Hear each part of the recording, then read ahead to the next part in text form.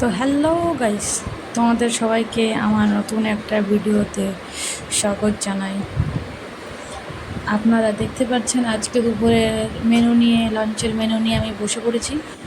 তো আজকের মেনুতে আছে মশলা পটল, তার সাথে থালের পাশে তো দেখতেই পাচ্ছেন লাউ ভাজি আছে, আর আছে ডাল।